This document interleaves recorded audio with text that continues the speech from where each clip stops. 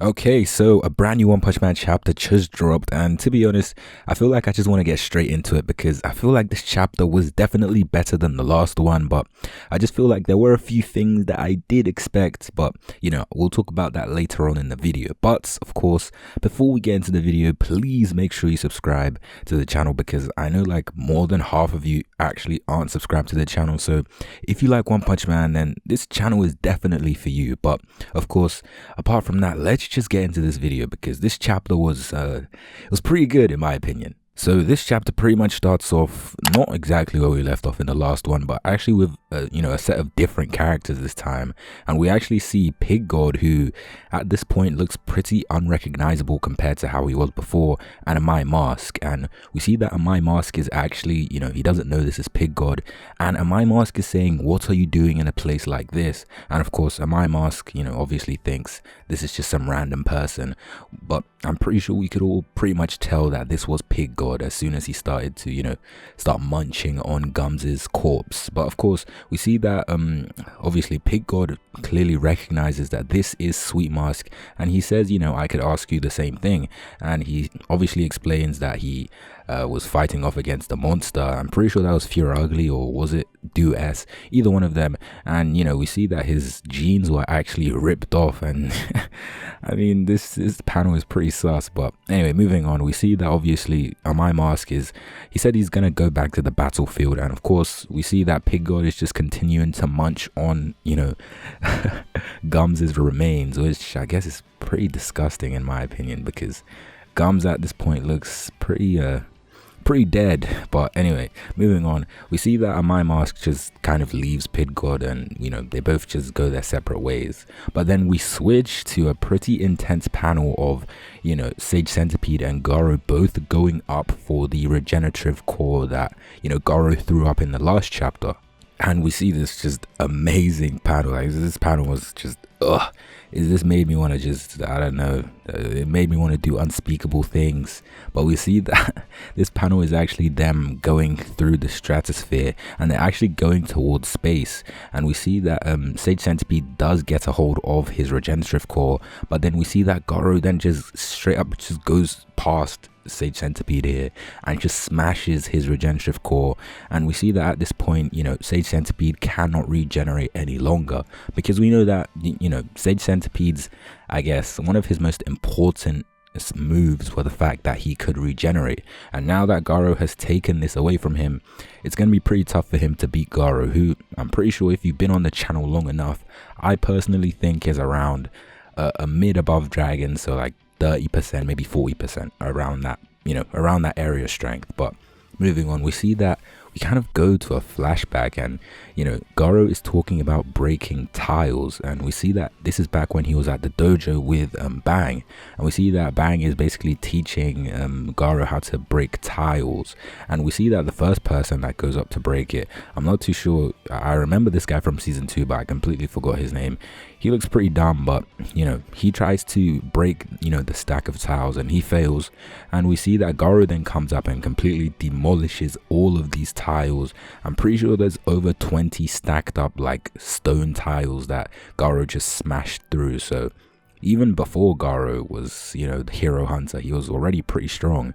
But we see that obviously Bang was impressed by this, and this flashback now kind of links to what Garou is doing now. And instead of breaking tiles, he's breaking Sage Centipede from the top down to the bottom.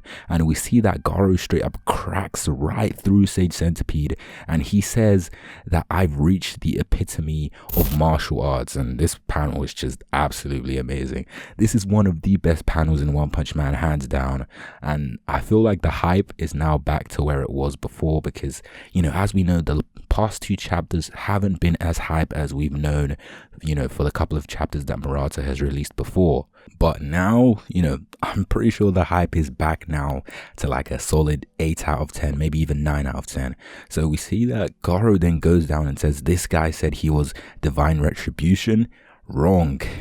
This was a blessing. And we see this another crazy panel of Garou straight up ripping through Sage Centipede. And again, this is just classic for One Punch Man at this point. One Punch Man keeps releasing these amazing art panels, and I honestly can't get enough of it, because this is like, the fact that I'm able to read this for free is pretty crazy. Of course, I tried to contribute to I guess the manga industry. I've bought quite a few One Punch Man volumes over the past month or two.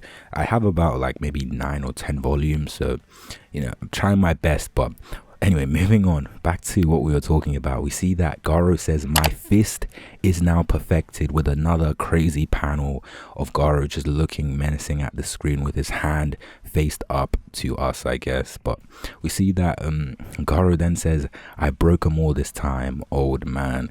So pretty much Sage Centipede was like, I guess, kind of a personification of I guess the tiles that he was breaking back when he was at Bang's dojo. So we see that I guess, yeah, Sage Centipede is just a larger scale of the tiles Garou used to break, and that's pretty much the end of the chapter. And this chapter was a lot shorter, but I feel like now, my theory is even more likely to come true, because if you guys have read or watched my prediction video, then you guys would know that I personally didn't think that Sage Centipede would revive Garou.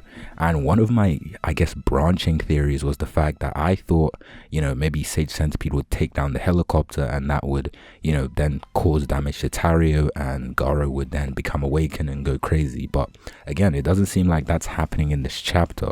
And my main theory was that I thought Saitama would actually punch Garou, and that would force Garou to awaken. So now that theory is still on the table. I'm not saying it's going to 100% happen, because this did not happen in the webcomic, so it's pretty much impossible to predict, even if you have read the webcomic. And I just think something in my gut is telling me that Garou and Saitama are going to meet before Garou actually becomes awakened.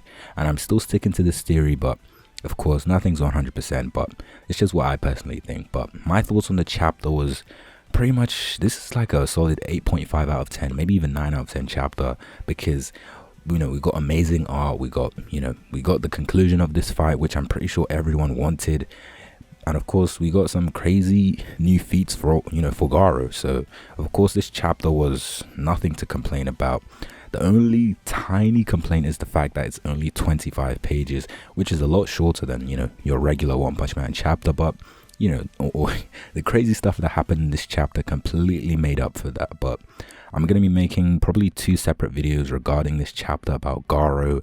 And I'm also going to be, I guess, talking about Sage Centipede.